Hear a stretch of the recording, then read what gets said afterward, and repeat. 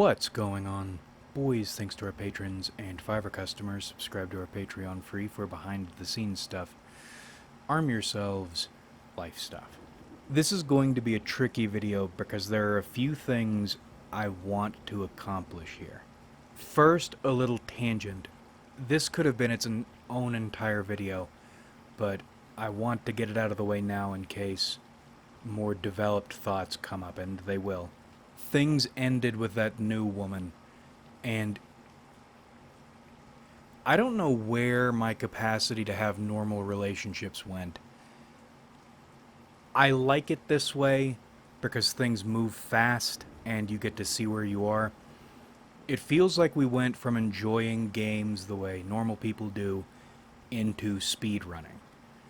And one of the benefits of speedrunning is discovering the mechanics of a game faster, and also where you are as a player a lot faster. Because we went through a lot of levels quick, and I don't know if this was the universe testing my mettle, or if this was a gauge to see where I am now. But she put me in a you have to do something situation, and I did it.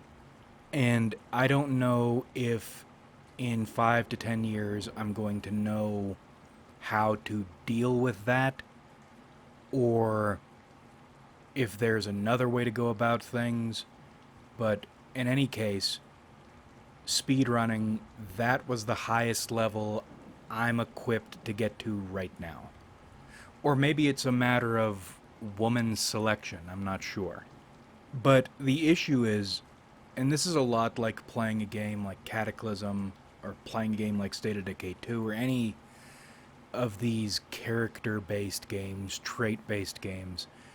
You can't get the traits you want in a woman without having to take on negative traits.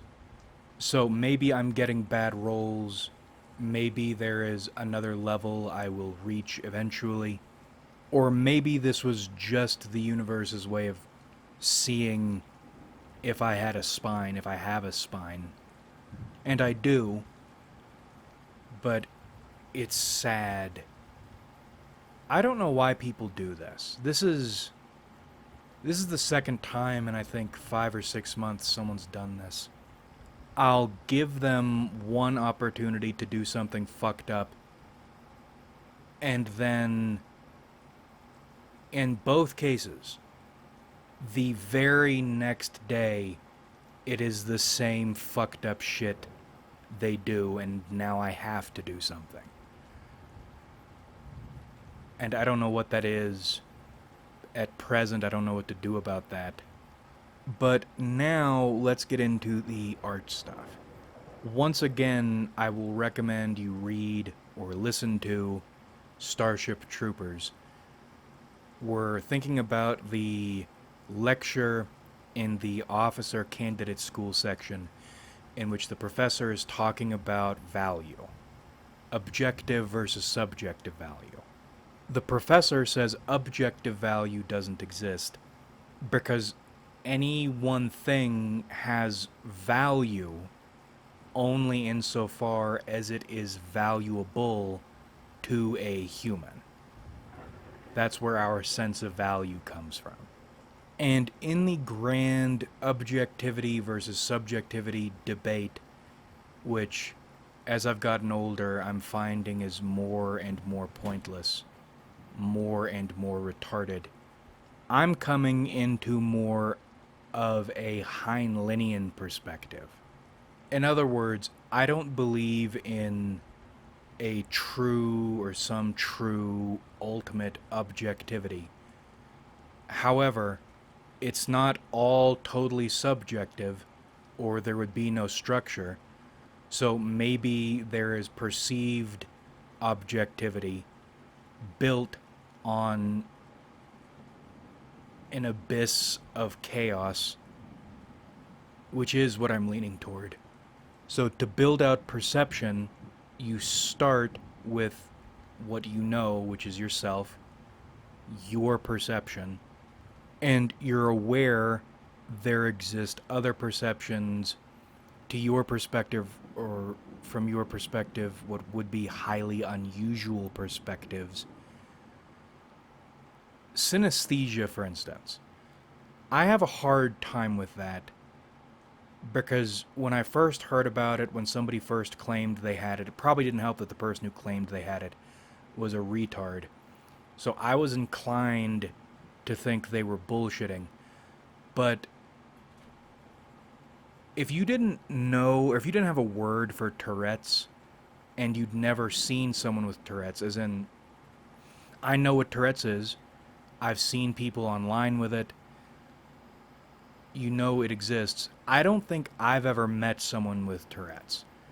And if I, in person, if it were the 1500s and I met someone with Tourette's, I probably wouldn't believe that was a thing. Synesthesia is a little bit more difficult because it's all in that person's perspective, as in you can't see them color seeing or whatever. But using other neurological disorders, or whatever you want to call them, exhibited physically, you open up to the knowledge there's shit happening inside. Schizophrenia is a useful one to think about because you can't see from a schizophrenic's perspective, but you can see that they're dealing with something. And I mention all this because these other perspectives can get highly specific, highly subjective. However, as unique as people like to believe they are, and I love this, everybody says shit like you can't put people in a box, everyone is a very special individual. But nobody ever argues the fact we all have lungs and we all breathe oxygen. You're not biologically unique. Why do you not take issue with your biological conformity or your biological uniformity? Or at least consistency. But that's good to know because that consistency allows you to start building out a reasonable baseline of human quotes objectivity. As close to objective from our shared perspective as we're going to get. For example, oxygen is always going to be valuable to a human. Some amount of calories is always going to be valuable to a human. And you start collecting these things, these common needs, so you can develop a sense of value, so you can build a net of understanding, both so when you're acting, you know how to aim inside the net, but also to be alert when something goes outside the net. Is someone lying? Or is this an exception? An exceptional exception? And then you can start looking for other patterns, operating around patterns, investigating using patterns. And I'm not normally a person who likes wording all this stuff, because retards exist exclusively in the land of words. Retards believe everything can be captured and explained in language, which is funny because language is what I studied to do, my language anyway, the best language. It is painfully insufficient, language is. So nothing is more irritating than retards talking or trying to talk their way through things or to try to convince people to take actions based on words, it's dumb. You are dumb. Academia should exist because language is a beautiful tool. It's a valuable tool, one of humanity's most essential tools. But when you are getting into the realm of anything that matters, anything that's beyond us, language and academia as a whole, high IQ idiots, you all should be in a little circus off to the side. Because all you do is get in the way of everything. This is, it's a good thing we talked about women in the beginning. Why am I so particular about women? Why do my relationships, they've always operated in a weird way, but especially now that I've gotten older, now that I've refined, it's because what I'm looking for is a connection beyond words, psychic communication, the ability to read one another and respond entire conversations with no words. And that's a hard thing to find in anybody, women especially, because, well, for a lot of reasons, a lot of misogynistic reasons, and also they're cunts. And even when a woman can psychically bond with you, a lot of times she'll just, for no reason, decide not to, even though she wants to. It's all yucky. Very yucky. Anyway, that kind of connection, it makes getting to another level of existence possible. You can't do it alone. It needs to be two people who are capable of communicating on this wordless level and willing, excited to communicate on this wordless level. And also, that's the only way to come well. Why do I not just go around fucking around or trying to fuck around? It's because Jane Dipshit can't operate on this level, which means she is sexually useless to me, and spiritually useless too. She is a non-entity, Jane Dipshit. Anyway, one's capacity to swim in these unworded psychic waters is what's important. Words get in the way. Or another way to look at it, because I'm a wordy person, if you're going to use a lot of words, the feeling behind them needs to be that of like a ghost pirate movie or something. These spirits along the side, along the hull of a ship, reaching up and trying to grasp at something that they just can't get a hold of. If you're going to use a lot of words, that is the feeling your word should have. Whereas if you're someone who uses words to try to pin everything down, you're the sort of retard who believes everything can be pinned down with words. And you're worse than useless. You stand in the way of anything worthwhile in life getting done. It's not the unexamined life that's not worth living. It is the unswimming life that is not worth living. And that's why these hyper-intelligent, these high IQ people tend to be such unimpressive bores of people. They have no soul. They have no energy. Even if they accomplish seemingly great things in their lives, they never feel great. They leave no lasting aspirational impression on you.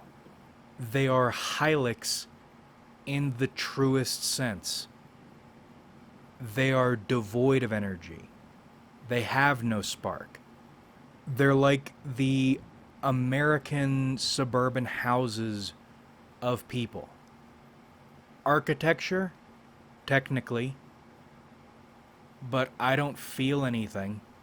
When I was a kid, some friends and I, you always hear about boomer kids, Gen X kids going out into the woods and making forts and shit. You watch Little Rascals with their stupid fire engine, and you want to do something like that. We thought we were going to make a cabin, and that was a disaster. And then it tried to be a lean-to, and then it collapsed under its own weight. It was a long, demoralizing process, but I think about that state just before the collapse, inevitable collapse.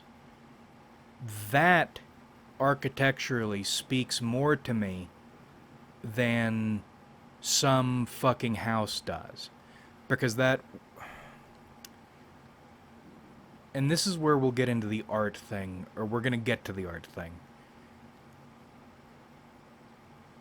Energy flowed into that, and you can feel it.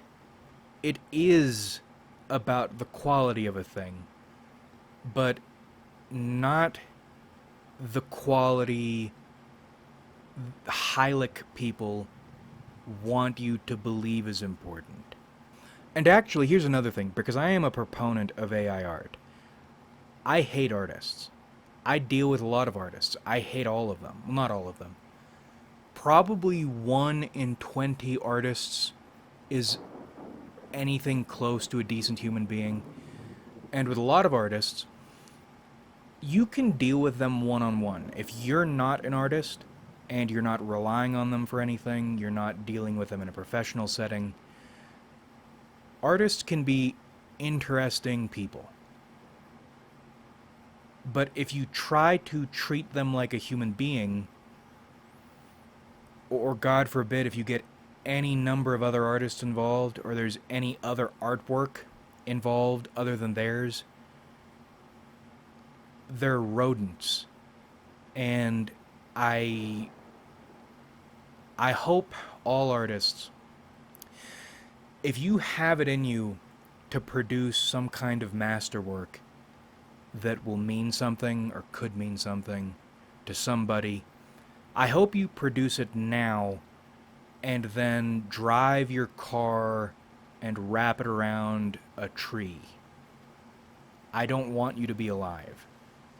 You make my existence less pleasant with your being alive. You're all the most obnoxious cunts.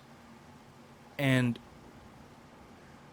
the artists who can afford to be like that because they're that talented, it's not you. You're far, probably even from the middle way. That's the thing, or the middle level. God, there's so many artists. And they all think they're unique. And they're all embarrassingly trite and tedious. Their artwork is as tedious as they are inside. We're getting off track. I'll try to get us back on track. People talk about the third eye all the time.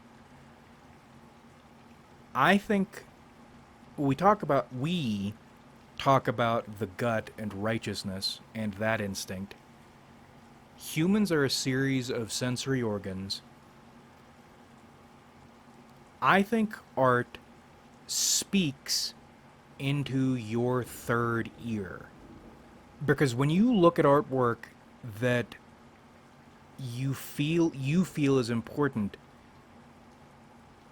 you're looking at it visually, but then some synesthesia bullshit is happening, and you know you're looking at something that's important, at least to you, because you're looking at it visually, but you're feeling it or you're hearing it audibly. it is speaking to you. It is telling you some kind of a story, like a goblin climbs up onto your shoulder and starts whispering ancient secrets into your ear in a language you can't speak, but you kind of understand. That's what good artwork is. And the thing is, good artwork doesn't mean masterfully crafted. There's that Cyber Shell video with Laserbot. Tails gets trolled. He talks about this. Laserbot is not a great artist if you're looking at it, or if you're judging, or if you're evaluating his art, technically. Yet, something in his artwork is telling you something. Especially his expressions and his faces and other shit like that. And this was supposed to be a shorter video, but we just passed the 20-minute mark. So let's go on another tangent here. Okay, so here's another way you can evaluate people and evaluate artists. Artists especially.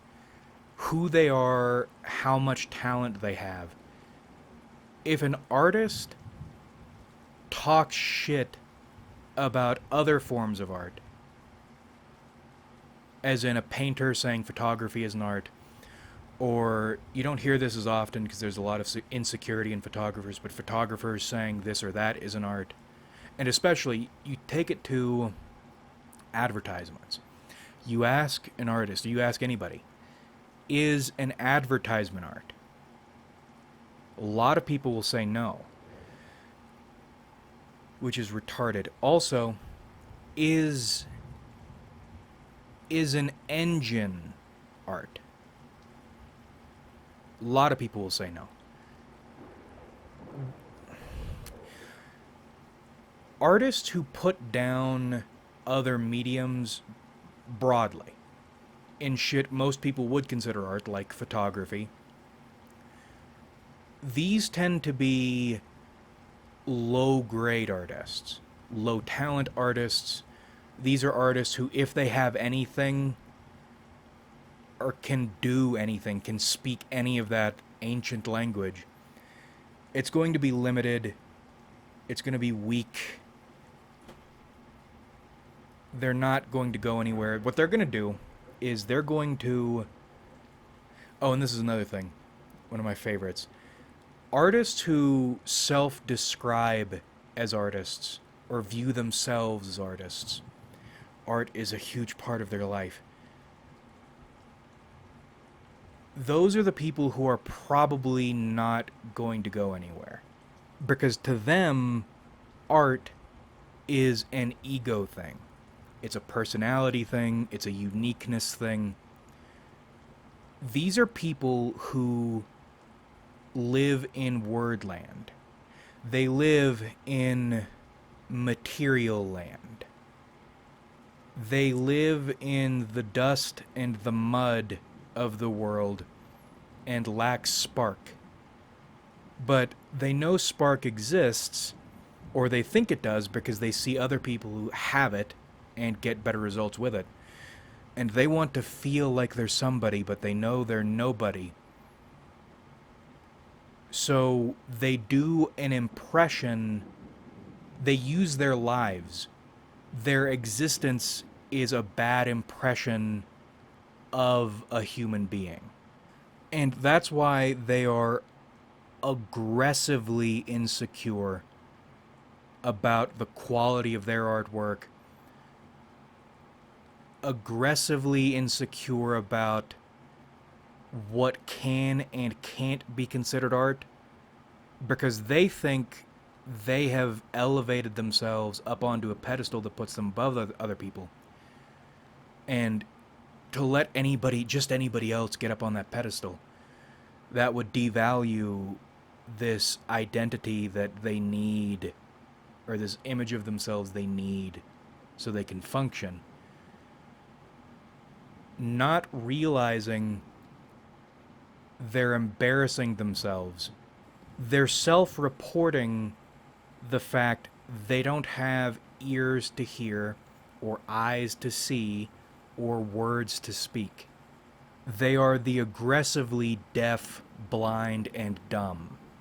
And typically, the artwork they produce reflects that, and people don't really care about these artists' artwork. So they aren't getting the reaction they want. So what do they do when this happens? Do they reflect? Do they try to learn the language or try to learn to hear?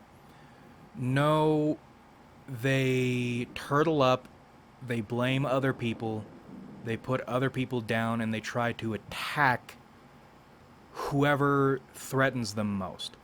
I've watched an artist, one of the shittiest artists, but takes herself more seriously than anybody. Look at a historical painting, a beautiful painting, a painting that people love, a painting that means something to a lot of people in person, and say, that needs to get taken down because it's retrograde and it doesn't fit in with anything else happening here. And when I first heard that, I was stunned, because how are you that retarded? And I realized she is that retarded, yes, but also on some level she knows that painting whispers in people's ears in ways her paintings have never and will never. And that's why she hates everybody. But that's the case with most artists, because most artists, or most people who get into art and self-describe as artists and try to be art hoes or art motherfuckers, suck. They suck. It's not about it for them. It's about identity for them. It's about ego for them. And I hate them, and they're subhumans, and I wish we could get at least a couple 100,000 of them. And this is another thing with art. You have it or you don't, and skill level has nothing to do with it, as we see with Laserbot. And I'm not sure an artist who doesn't have it can be taught to have it or can bring themselves to have it. The most one of these lesser artists or one of these senseless artists will be able to achieve or hope for is maybe to create something and by accident have some of that something flow into it from an outside source. But it doesn't spring from them, and it won't. You will... The best you can hope for is to produce highly technical Lincoln logs. Or maybe in an effort to be unique or to feel relevant or feel like you're doing something. LARPing is what you're doing. Maybe you will chase contemporary trends, or maybe you will extensively study some old style or obscure artist and try to learn from them and take what they accomplished and create your own new thing with it, paying homage to what came before. You dope. You don't have it, and you're trying to find some technical or inspirationally tricky way to have it. And it's not going to happen. And these are also the artists who don't sell shit. And that's very funny to me. Because in my humble little Skimmerlit experience, selling is the perfect way to measure value of artwork in relation to humans in as much as anyone can. And it has very little to do with the idea of some objective price. Like, how do you appraise art? That's one of the biggest... Well, it's not a scam, because I get it. I get what they're doing when they're appraising art. What an art appraiser does, if we're being generous, and we're going to try to be because I don't want to shit on art appraisers actually. What an art appraiser does is they listen for the voice. Is the artwork saying anything? If it is, how technically good is it? Or how much technical skill went into it? Then, who is the artist? Is there a story behind it? And then they match up buyers. Okay, this is a technically talented piece of art from a name, or even someone who could be a name, that's another thing, with a story that will probably speak to this sort of buyer. So if you just threw it out on the market, I would price it at this, but I know someone who might be willing to spend this amount on it. Pricing artwork, if you're not in that profession, is a hard thing to do because it's hard to explain. You're trying to determine how much the right person would pay at the right moment to hear the right words. For example, back to Starship Troopers, Colonel Dubois, or Teacher Dubois, depending on where you are in the story. Do you think Colonel Dubois... Oh, shit, actually, wow. Oh, wow, Starship Troopers. Good God. Brain blast. Let's stick to one thing at a time, though. Do you think Colonel Dubois' letter about getting over the hump would... When do you think that letter would have been most valuable to young Juanito? How much would Johnny pay for that? And when? He would pay for those words most exactly at the moment in the story he received them. Before, maybe he would pay something for them, but it's weird, it doesn't mean a lot. After, that is very sentimental. That's a nice thing to read. But Johnny got those words exactly when he needed them. That's what a good art appraiser does. They know the sorts of people who need to hear certain words at certain times, and whether or not this artwork is the right delivery system. I have a lot of respect for appraisers. It just annoys me, that whole process, because I'm not very good at it. I'm better at it. I'm not great at it. But my point in bringing all this up is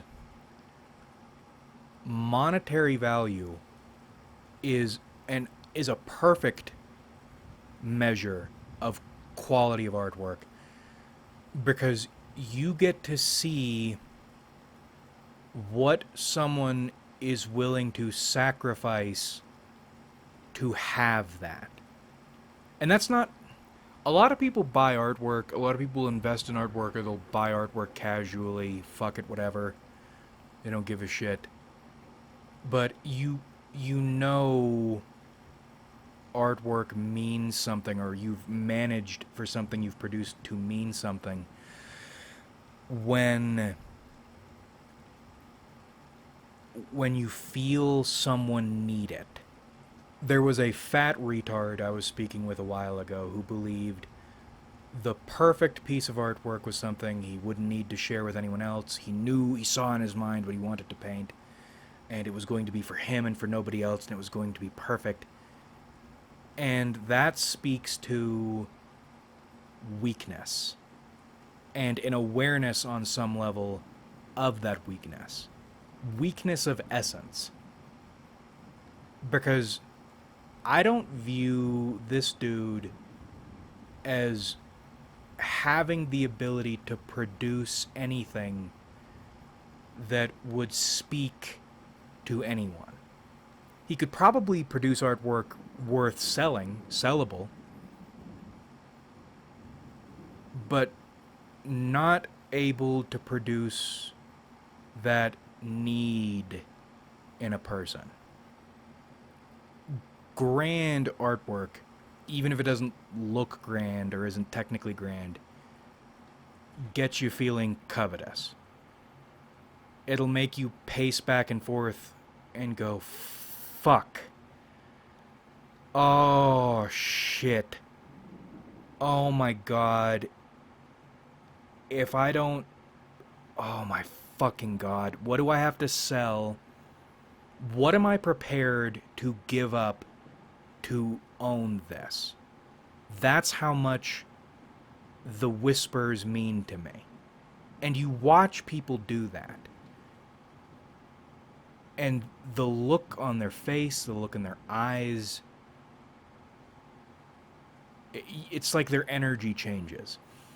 Good artwork is like...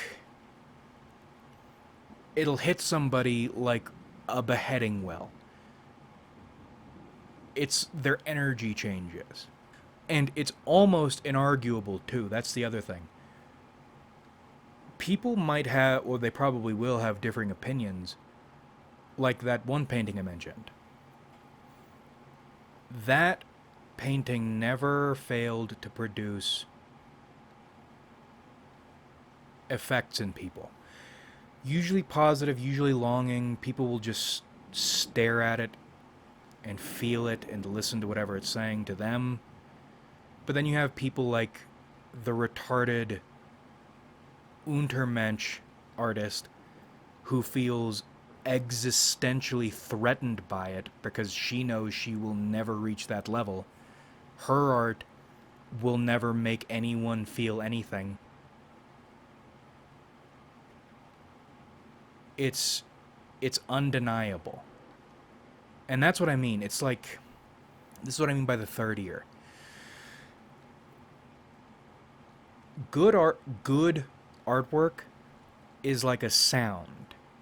Okay, you hear it. Or it's like music. People might a song will be playing, 5 people will have different opinions about it, but nobody's arguing about whether or not there is a song playing. You hear it and you know it, and that's the level good artwork hits you on, or at least potent artwork hits you on. Nobody's arguing about it. You don't need to attend an arts lecture to feel this. Now, an arts professor or an artist, of course, is going to tell you that you're feeling the wrong thing, or that it's, if they feel threatened by it, that you're not supposed to feel anything. But it's so above words. Words are like ants to it. History is like ants to good artwork. Like that Venus statue. Big back lady. That might not hit you on a deep level, but you look at it and you feel something. Because it's weird. And also, looking at artwork in person and looking at it online are two completely different things.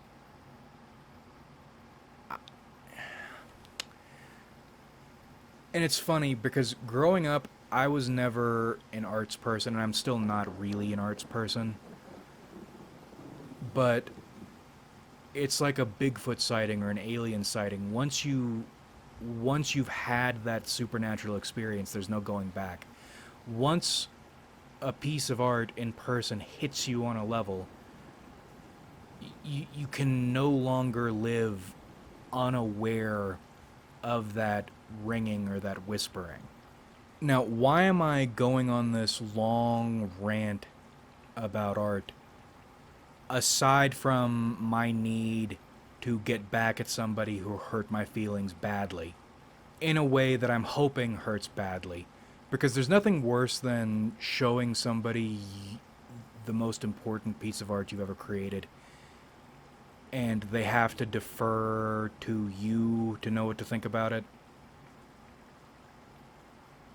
That's, ooh, that's bad. That, you should feel bad about that. That does not bode well. Imagine you've based most of your identity on one hopefully redeeming practice, and then probably you already knew it, but finding out for certain by someone who knows you don't get it and you're not going to get it, and there's nothing someone like you can do about that. Boy, I hope you figured out something else to do with your life, or found another means of saving your soul. Also, I'm making this video to flex on the fact I know art, and I didn't have to go to school to do it. Maybe in a sidelong way, because English, when you study English, you have to do some arts stuff, or you're exposed to some arts stuff. Maybe I'm demonstrating the fact I can't do it, but I can hear it. And that feels kind of good, makes you feel a little superior. For spiritual reasons and for practical reasons. What I'm trying to say is, I think this life is training for the next existence, or training for a role we might hold if we're able once we die. Or maybe it's like American Idol, and we're trying out. I don't know if this is instructions or if it's competitive. But it all feels like it's for something. Because you know in your life when, whatever your life looks like, you're getting somewhere or you're going nowhere. You can feel it. And I think, well, I said it earlier, I said it in a double negative earlier. The dumb shit original quote was phrased in a double negative, now that I think about it. A life spent on the dream sea is the only life worth living. And that's a funny thing. That's a reference to a selection of short stories I never self-published. Because I got up to the point, that was the Tethian Dictat. I could, you know what I should do? In the next month or so, I should go back through all that and maybe make a few adjustments. Because off the top of my head, there's one really hack section that I would like just to get rid of, cut that out, and then... But that's another thing. Here's something about writing. I think I've talked about this in a video, or maybe I told somebody, I don't remember. When you're writing, and this is at least for me, especially true for poetry. I don't do a lot of poetry. Here's how you know you've written something that will have an effect on people. You get done and you love it for about an hour, and then you want to burn it. If you feel it that intensely, if you can't help yourself, maybe make some small adjustments here and there, but don't do too much, because you have produced something that will make people feel things. A lot of people, most people probably will hate it. Some people will really like it. The more you play with something and get technical with it and try to perfect it, what you're doing is what the word lovers do, the word pinners do, the Hylics do. And you will tease it and play with it and get it into a hyper-technical state that you don't feel bad about, and you can marvel at its technical prowess, and it won't make anyone feel anything. Because what you did was you spent a lot of time beating the soul out of it. So when you're writing, maybe it's true for art too.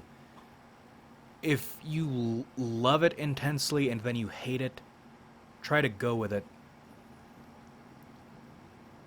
I'll try to go with it. Oh fuck, it's so hack, it's so cliche. There's one part. The entire that entire selection of short stories, I love them.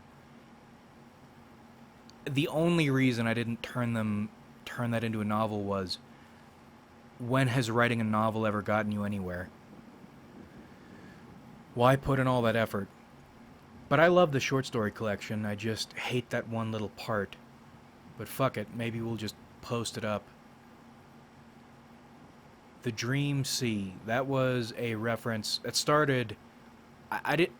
Sometimes you'll do this. You'll write something or you'll make something important, and you'll feel like you got it from somewhere, and then later you realize you did. Dream Sea. That came from Dream Suite in C major, the song, but which works actually, because that's kind of the weird tone of the short stories. But they're really good. I like them a lot. But so Dream Sea itself is not, it's not stealing directly from it, but kind of is. But I like it as a concept, that Black Sea. Anyway, a life spent doing anything other than trying to swim in the waters you can't see, trying to hear the whispers and the sounds you can't hear, see the things you can't see, know the things you can't know, because words are insufficient. It's not worth living unless you're doing all that stuff. And art, as much as I hate artists, and that's another thing, it's not like the artists who produce this third ear artwork are great people, nice people. A lot of them are weirdo cunts too. But at least they have something. What I want you to be aware of is there are things outside what people tell you there are. If you're watching this channel, you probably already know that, but it never hurts to receive a little reassurance. Because it feels like most of existence exists to try to make you believe it's not there. And also because telling you feels important. I don't know why. Like I said, you already know, and anyone who has it or comes into it, because I think some people can all of a sudden come into it, their eyes open, their ears open. I don't know how that works. We'd have to look into it. It's not a priority right now. But once you have it, it's not like you need anyone to tell you, maybe a little kick in the ass or pat on the back or something. I want you to perceive more, to get more in touch with your gut, to pay more attention to whatever signals it is you're receiving as you're receiving them. Don't filter them into language, don't filter them into what you think is supposed to be or what you feel totally confident is within the bounds of what is. You'll receive shit from outside on occasion, and that's a good thing. And I want you to get in touch with that. I'm sure most of you already are, but even if you are already, it never hurts to try to stay in touch. That's another thing. This feels like a use it or lose it thing. It never really goes away entirely, but in certain situations, you'll feel like your higher perceptions have gone deaf or blind or whatever, but they haven't. What's happening is you either are not listening to them, or you're not listening hard enough, or you are not accepting what they're telling you. Because sometimes, this is outside language, sometimes they're telling you things that aren't going to make sense to the way your brain is programmed right now. But they are telling you things and they are being pretty clear about it. And it's not always guidance either. That's one of my problems is I always assume, because your gut is like your sheepdog. Your gut is your guiding force. I'm so used to listening to my gut telling me which way to go and what to do and when. If I'm not receiving rather direct guidance,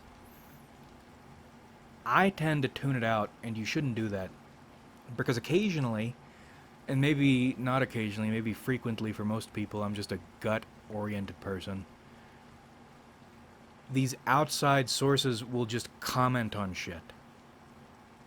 And my nature is to reject that because thanks, asshole. Thank you for telling me what I already know. Thank you. But it's not always stuff you already know. And it's worth listening to a lot of the time. You may have to get yourself conditioned to listen to it. This is all like I said in that Witchfire video. If you're encountering difficulty issues or skill issues in life with anything, the answer is to pump faith even more. Don't get less mystical, get more mystical. Don't try to become more materialistically self-reliant. Well, you need to do that. You don't want to be dependent. Well, how dependent is one party in a symbiotic relationship? There's a level of dependence that's a good thing, as long as you're symbiotic with the right entity. Pump faith. Don't even think about it. Pump faith. Listen more. Art is a good way to get in touch with this if you don't have, or if you're not used to it. I watched this video recently about, I guess, this painting Jung loved and that dork loved. That fucking ugh, you ruined the mustache. Oh, it's not German hating day. Oh, it's not a day to hate Germans. Oh, we're not gonna hate Germans today, even though their old women sound like they're old men. Oh, we're not gonna hate Germans today. Okay. A very popular painting in the 20th century. I forget the name of it. It's the one with the little island and the rock walls and the trees and the boat and the casket, and that's supposed to, oh, that makes everybody feel something, and all the arts people talking about, oh my god, this makes me feel this and that. I didn't feel much of anything looking at that painting. But I watched the video because it's interesting and I like Jung and it's interesting.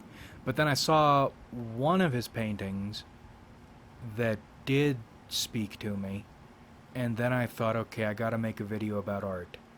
I've watched that video a number of times, but it's a Bob Gimlin video in which he talks about the supernatural stuff, and I watched it yesterday on that not mega haunted, but kind of a mellow, maybe even positive feeling haunted day, which is weird.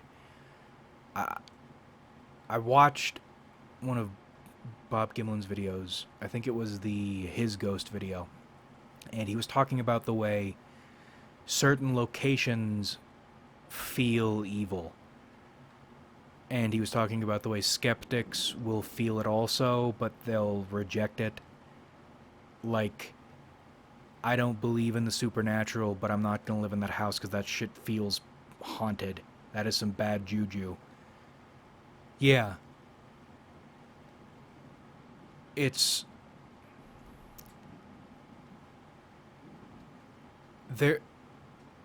We're living a perception life. We're learning to perceive, and we're training.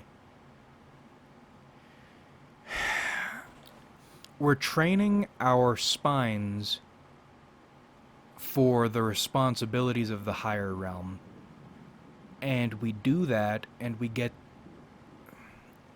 benefit on this plane, we get hints at the higher plane, and it feels important for our spine development or whatever else we're developing to get in touch with our ability to perceive that kind of stuff.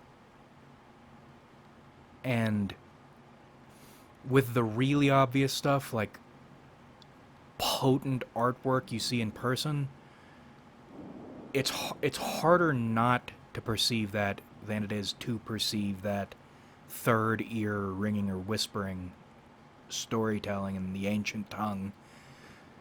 But you start with those things, those super obvious ones, super easy ones, the undeniable ones. So you can get a feel for how that extrasensory or hypersensory, ultrasensory perception feels, and it's at its most undeniable. So you can start refining your way down until you're always hearing things, or you're always seeing things. And that's when you start building up the nerve to start acting on those perceptions. But it's a whole process, and if you want to get into it, artwork, as much as I hate art and the arts and artists, is a really good starting point. If you don't know exactly what I'm talking about, but maybe you have a feeling about it, start there. Start with artwork. Like if you enjoyed, subscribe if you haven't.